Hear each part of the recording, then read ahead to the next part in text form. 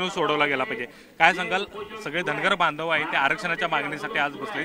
खरं तर technically problem आहे ड आणि र चा। काय वाटतं हे सरकार सोडवलं हा प्रश्न आणि आरक्षणामुळे काय काय तुमच्या अडचणींना तो सामना आहे तो करावा लागतो? खऱ्या अर्थानं बघायला गेलं तर बरेच वर्ष हा प्रश्न राज्यामध्ये उद्भवला आहे।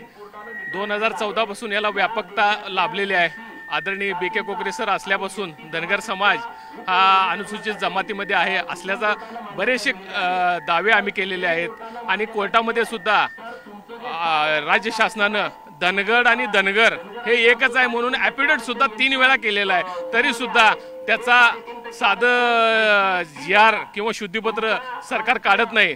त्यामुळं एकंदरीत समाजामध्ये अति प्रमाणात रोष आहे आणि एकंदरीत दुसऱ्या समाजांना इतर अनेक जमातीमध्ये आरक्षणामध्ये त्यांना लाटत आहेत आणि आम्ही डॉक्टर बाबासाहेब आंबेडकरांनी घटनेमध्ये लिहून दिलेलं असताना सुद्धा आम्हाला ते आरक्षण देत नाहीत।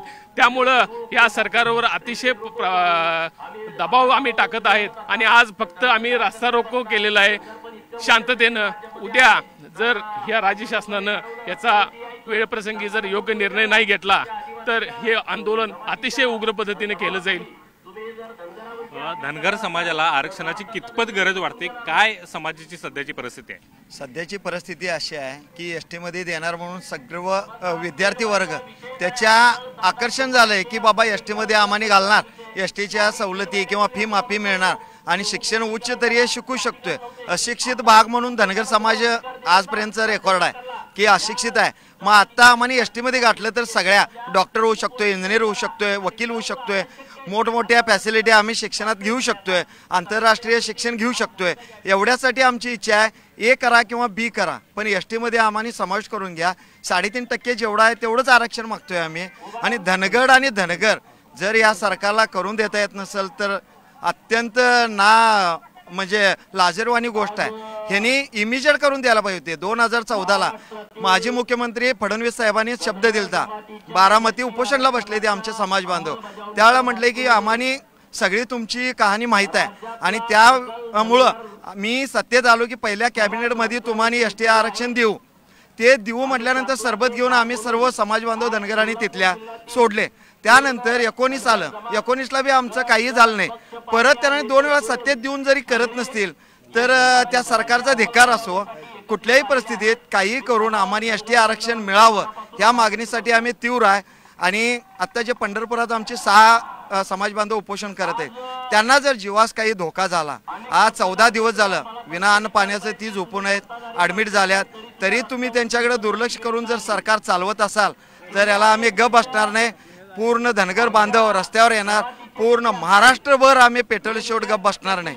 एवढंच बोलतो। जय हिंद। काय सांगाल? काय अपेक्षा आता सरकारकडे आहे तुमची? कारण धनगर समाज आता आक्रमक झाल्याचं पाहायला मिळते। महाराष्ट्रातला सर्व गट तट पक्ष विसरून महाराष्ट्रातला सर्व धनगर समाज आज एकत्र आलेला हे चित्र आज कोल्हापूरमध्ये आपल्याला पाहायला मिळतं आणि एक मोठं समाधान आहे। प्रकाश बापूंना शेंडगे बापूंनी ज्यावेळेला अटल बिहारी वाजपेयीची पंढरपूरला भव्य सभा घेऊन त्यावेळेपासून आम्ही हे मागतोय आणि आमचं असलेलं हक्काचं आरक्षण आता या सरकारला कळलंय ध आणि ड हे एकच आहे। मग एकच आहे 3 वेळा आम्ही ठराव करून देत आहे आणि तुम्ही आम्हाला काय झुलवताय? आता ह्या चालू सरकारमध्ये जे आदित्यदादाचे आमदार आहेत त्या आमदारांना माझी नम्र विनंती आहे, तुम्ही इतर समाजाला उठवून बसवून धनगर समाजाच्या आडवं जर येत असाल तर अजितदादा तुम्ही जरा शांत घ्या, तुम्ही आम्हाला मदत करा। आणि पवार साहेबांना तुम्ही माहिती आहे तुम्ही या सरकारला मदत करावं आणि झटक्यात या तुमच्या आरक्षणाच्या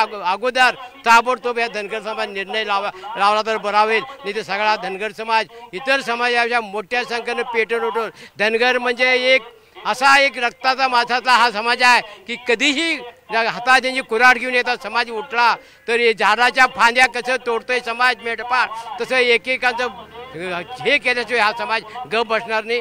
बिहारसारख्या अवस्था समाज करून टाकलेल्या महाराष्ट्राच्या राज्यकर्त्यांच्या दोन्ही विरोधी गटाच्या आणि सत्ताधाऱ्यांना दोघांना माझी विनंती आहे तुम्ही लवकर मिळा, साधन एकत्र बसा आणि आमच्या समाजाचं हक्काचं आम्हाला ताबडतोब द्या। सत्ताधाऱ्यांनी विरोधकांच्याकडे तुम्ही मागणी करताय, मात्र आता आचारसंहिता काही दिवसातच लागेल। सरकारला आता तुमचं काय मागणं आहे? कारण 10-15 दिवसात आचारसंहिता लागू शकते, या 10-15 दिवसात प्रश्न सुटेल वाटतो। सरकारनं आम्हाला आमचं एवढंच विनंती आहे आजपर्यंत त्यांनी देतो म्हटलं ते दिलं नाही.